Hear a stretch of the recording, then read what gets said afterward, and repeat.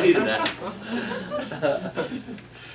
Good morning, everyone. Was delighted to be here this morning and have Lee Ives with us from Dental Associates. I think what makes it special is Lee's energy.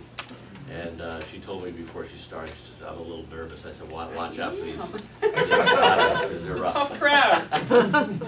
So Lee is a professional of many sorts.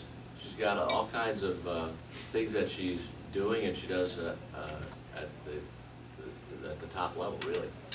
And it's been a great opportunity for me to get to know Lee over the last couple of years, and especially in her latest role as community liaison for Dental Associates. But she's also an EMS, and today she's going to kind of combine both of these parts of her practice and her expertise in talking about recognizing the symptoms of stroke. So with that, Lee, I hope that covers it. Please share your little story about your community liaison. How I get it all piled on me, right? Thank you. Okay, good morning. I think I know most everyone, but my name is Lee Ives. I started out at about 15 years old going to a CPR class, and from that CPR class I fell madly in love with the medical field. I left there and I joined an ambulance service, and I've continued to work in EMS since I was 15, and I'm 48 now, so I don't like to add the numbers, but it's been a long time. I've switched a lot. I used to work paid EMS full-time, and then I went to hygiene school and became a hygienist. I mainly work in pediatrics now, but, well, I split it actually between pediatrics and general at Dental Associates. I also instruct a lot EMS classes. When you ride on an ambulance, basically you have to go through a rigorous training class and then get prepared to take state tests, and that's what I'm in the middle of now. My test is, for this latest class, is actually on Friday, so I'm like, what was I thinking doing today, right? So anyway, that's me. Lee Ives, RDH is my hygienist. I'm an AEMT, which is a level of EMT that can basically do IVs and intubation, stuff like that. That's what I practice out in Oxford. And then my EMSI is through the state of Connecticut. And I also do a tremendous amount of American Heart and American Red Cross CPR classes, about 65 a year, on top of my EMS. So feel like the medical field and the dental field are two of my loves, and so I kind of merged them together to do this presentation. So first I want to talk a little bit about Dental Associates. Tim is I guess I could say this breaking hip, but Tim is a patient there in Newtown, but didn't know the extent of Dental Associates. It's a ginormous practice, but what I like about Dental Associates the most is I remember being in hygiene school and having them say, don't go for the large group practices, they're like a meat market, don't go to them. And I ended up at Dental Associates, which was this huge practice. And I kid you not, I hold standards to the medical field like you would not believe because of the standards at Dental Associates. I could walk into Dental Associates and look at a doctor and say the patient's name, and he could tell you the last filling he did on them. We have morning meetings every morning, so we're kind of in tune with our patients. We know what's going on with them. It's not like, I don't know if you've ever gone to a doctor's office and they sit there and read the chart in front of you. We are not like that. Like, we know our patients. It's a great practice with a lot of personal care. So we have offices in Danbury, Newtown, New Milford, and our newest is in Shelton on Bridgeport Avenue. We have periodontists, which are gum specialists, 2 orthodontists, one of which is Dr. Gilman, who's an elite provider in the country. He's number 3 for producing Invisalign. So the Invisalign reps throughout the country come to him for their Invisalign. He is amazing. He eats, sleeps, and breathes aligners, and he's actually so good at it that sometimes he says to Invisalign, I'm going to do this, and they're like, that's not really approved for that, and he goes, let me try it, and then they adopt what he does. He's crazy with his aligners. But we also have 3 pedodontists, one of which I work with, who see kids under 15, 2 oral surgeons. We do conscious sedation in our office, so my medical field comes into play because I do all his sedation meds and make sure that there's emergency meds for him, defibrillators, that kind of stuff. 18 general dentists and 23 hygienists. Within Newtown, it's kind of, the general dentists don't really rotate around, but the specialists rotate around. So you can kind of get everything under one roof, which is nice. I always am reluctant in saying this, but 24-hour, 7-day-a-week emergency on call. We get a lot of patients because they have a dentist that won't see them at 2 o'clock in the morning when they're swollen. And then they come to us and they fall in love with us and they change practices. But we are there 24/7. There's one of the doctors on call, 1 pediatric dentist and 1 general dentist, so in case you ever need it. And elite Invisalign provider, again, Dr. Gilman. We're going to talk a little bit about stroke. When we put this PowerPoint together, we had this working perfectly, and now I can't get it to work, but this is a link. Does anybody watch Family Guy at home? Oh, yeah. It's an awesome, awesome thing. If you type in Family Guy stroke on Google, the guy, I don't even know the guy's name. What's the guy's name? Oh, I don't know. Well, the big guy, right? Yeah. The big guy leaves the house and his arm is like this, and he gets in the car and he slams his arm in the door and he's driving down the road singing REM, and he's slurring his words, and then he's swerving, and he goes down an embankment, and this canoe goes by, and they go, stroke, stroke. Really, really funny, but it kind of touches home. When somebody's acting a little weird, we really have to be aggressive in jumping at it, and I'll explain why. Statistics, this is just a lot of statistics. There's 7 million survivors. 795,000 will occur every year, 1 every 40 seconds. So while we're here this morning, that's a lot of strokes that are happening. I actually did one last night. 1 death every 4 minutes. Children under 15, 6 cases per 100,000 kids. We don't see a lot of that. Sometimes if it's a very stressful birth, they'll have it at birth. Although, I just read a big research article on, everybody went to school with the kids who sit in class that were the daydreamers, right? You know, the kids that are daydreamers in class, and they're always like, oh, they're bad, they don't pay attention. They're thinking that they're having petit mal type of seizures, and that's what's happening with them. And sometimes when you have enough of those, it becomes a stroke. So it's kind of an interesting phenomenon. It is the leading cause of death, 130,000 a year. Leading cause of long-term disability, and we'll talk about that, what part of the body it disables. 80% could be prevented. That's a shocking number to me, and we'll talk about how. More female than male, except under age 50. 40% of TIAs later have strokes. So basically what a stroke is, they want us to refocus our thinking about strokes. Someone could wake up and be generalized just weak and look like they have the flu. Basically, they want you to think of it as a heart attack in the brain. Because what's happening is we have clots throughout our body at all times that we're breaking up. And what happens in a TIA, a transient ischemic attack, is one of those clots gets stuck. The patient or the person will have symptoms for a short amount of time, and then when the clot dissipates, it goes away. But what we have to realize is that if you have a TIA, something's making you be at risk for that clot. So you need to take care of that so it doesn't turn into a stroke, because a high percentage, 40%, although I've seen it up to 80% now, of people that have transient ischemic attacks go on later within a year to have a stroke, which is kind of scary. 2 million brain cells die each minute, a pea-sized amount every 12 minutes. So when you have a loved one that you're talking to and you're like, I wonder if they have the flu, I wonder, that Cincinnati stroke scale, which I'm going to teach you, is really important to do, because for every 12 minutes that you waste, a pea-sized amount of their brain dies.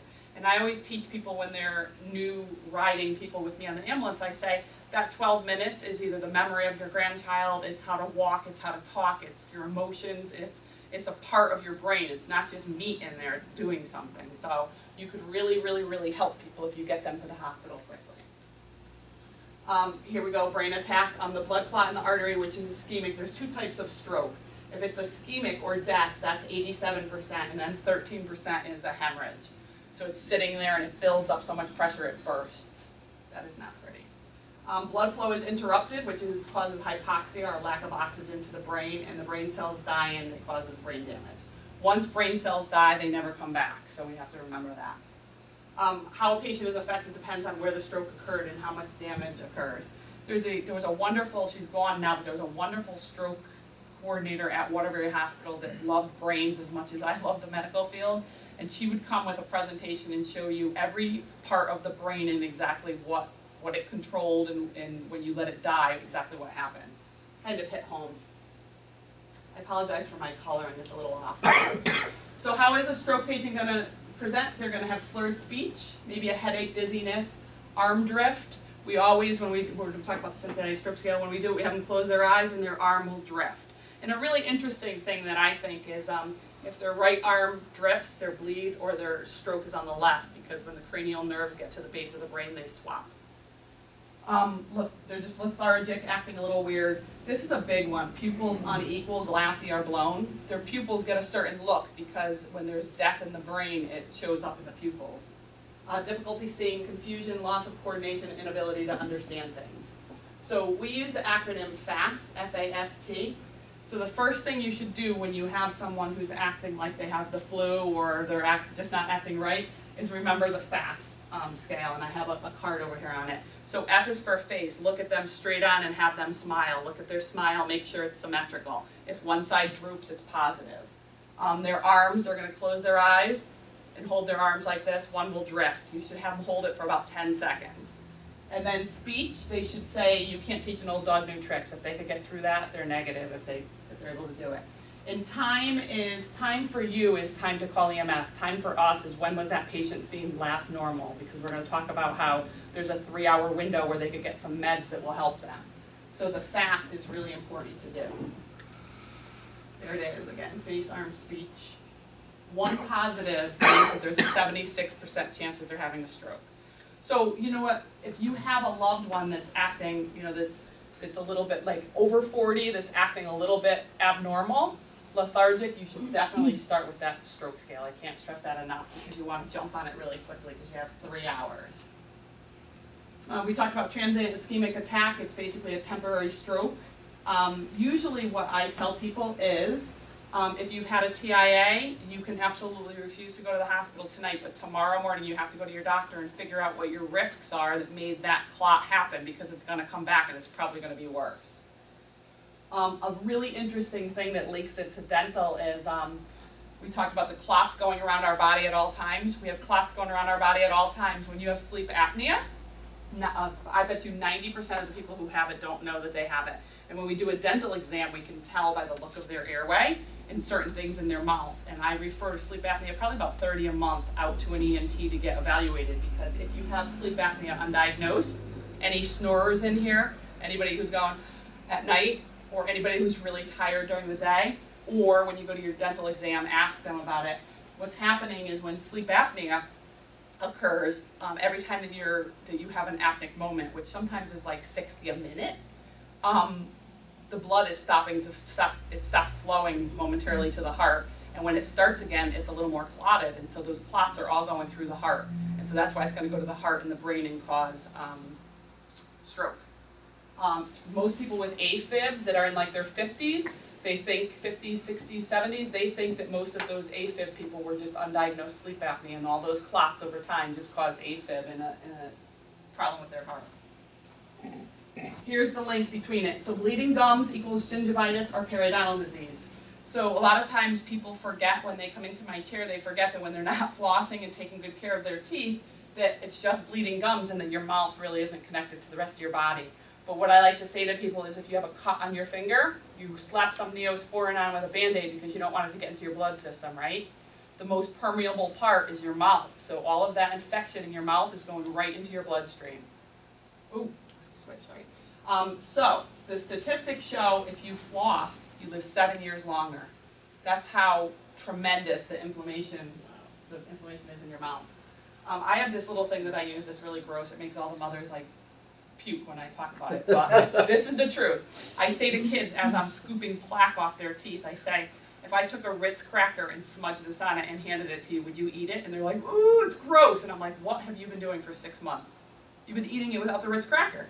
And it's all going into your body, and what it's doing is it's hardening your arteries. Higher levels of atherosclerosis cause bacterial and gingival periodontal disease. If it gets into your bloodstream, plaque formation. So we talk about atherosclerosis, our big arteries that start out like garden hoses. And in our teenage years we're dumb and we smoke, and then we don't exercise and we eat garbage, and they keep getting smaller and smaller and smaller. Dental disease adds to that. They get smaller and smaller and smaller, and then you can't get the blood flow through it. Arterial inflammation from gum disease increases your lipids. So your whole cholesterol count goes up if you have gum disease. This leads to a pathogen forming atherosclerosis. I wish the picture was better, but this is tartar and this is plaque. Look at the similarities. Pretty crazy, right? I apologize that my screen isn't, my color for some reason on this projector is not that good, but it's almost exactly the same, it looks like, because it's just a constant film building up that builds up. And when it builds up on your teeth, we take it off, but when it builds up here, nothing we can do. Here's the prevention. We're going to control our diabetes, control our cholesterol, control our hypertension. At Dental Associates, I personally take a blood pressure on every single patient that sits in my chair every single time, with the exception of kids. I probably have 60 people on my list who have been How many of us go to the doctor between ages 20 and 40? We go to the doctor when we're in pain. And when we're in pain, our pressure's up, so they say, oh, your pressure's up because you're in pain. But we never get our blood pressures checked otherwise, right? So that's why we do it every visit. Sometimes at the dentist isn't the greatest place in the world, so I try to tell them, you know, wait 2 days and go to CVS and have it taken again, but we want to control our hypertension. Males younger than females. Females are older, males are younger when they have their strokes. African Americans, 2 times greater risk, not a lot we can do for that. Smoking, we know.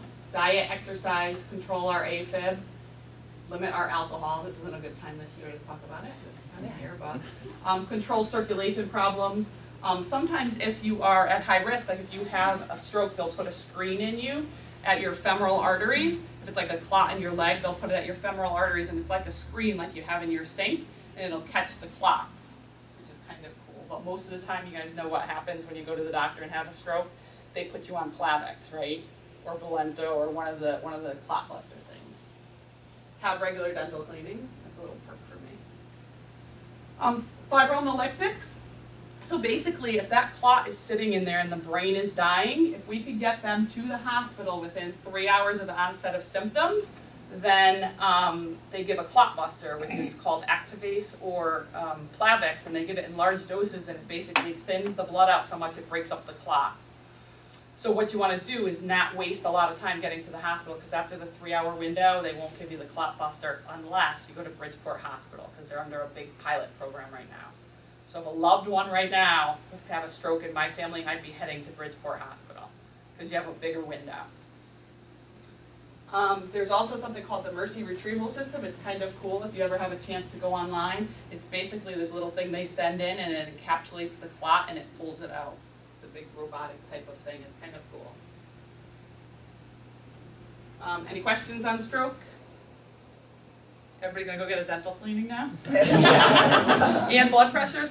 One part that I wanted to add to this is I have talked to Trish, but we had briefly talked, but I would love to do some type of community CPR class, because not only is stroke a passion of mine, but heart attack and cardiac arrest is a big one for me. And what happens is when people go into cardiac arrest for 4 to 6 minutes, they're in a rhythm that's shockable, and then their brain starts to die. And the ambulance isn't always able to get there in 4 to 6 minutes, so the more people in the community that are trained, the better off, even if it's just a basic CPR class. And one of the things I had hoped to do is, as dental associates, open it up. I could only take 10. Open it up to chamber members and let you guys just come in for like a 2-3 hour CPR course, do the CPR thing. There's a little video. We have all the mannequins there. They said we could use their space and just do a big CPR class for the community and see if it's something that was of interest. If it was, we could do them maybe regularly. Sounds good. Anybody? Yeah. Anybody have any questions? Yes.